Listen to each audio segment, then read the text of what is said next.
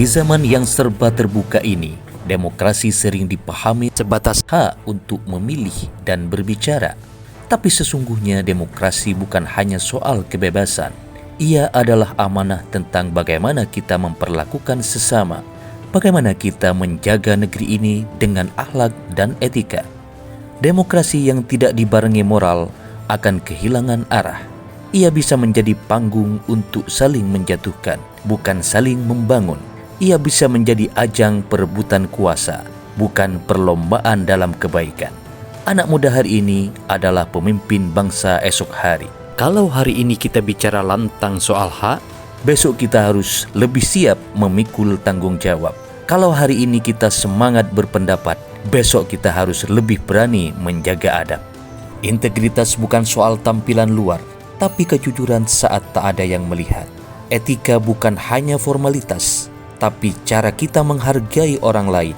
Dan akhlak adalah jiwa dari setiap tindakan yang kita ambil, sekecil apapun itu. Indonesia tidak akan besar hanya karena banyak orang pintar, tapi karena banyak orang yang berbudi, tahu malu, tahu benar dan salah, dan mau berjuang bukan untuk diri sendiri, tapi untuk masa depan bersama. Pejuang demokrasi berdiri bukan untuk ikut-ikutan politik, tapi untuk menanam benih kesadaran bahwa mencintai bangsa ini dimulai dari mencintai kebaikan. Karena itu, mari kita jaga cara kita menyuarakan kebenaran, bukan dengan amarah, tapi dengan hikmah, bukan dengan kebencian, tapi dengan kasih sayang, bukan dengan menjatuhkan, tapi dengan membangun dan menyadarkan.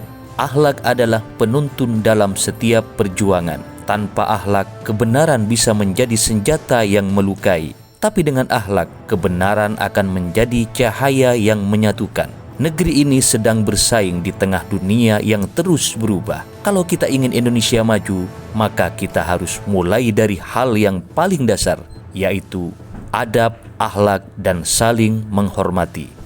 Demi keutuhan Negara Kesatuan Republik Indonesia, mari suarakan kebenaran dengan akal yang jernih, hati yang bersih, dan niat yang tulus. Bersama kita bisa bangun bangsa ini, bukan hanya menjadi kuat, tapi juga bermoral, beradab, dan disegani dunia. Pejuang demokrasi, edukasi rakyat, mencerdaskan bangsa.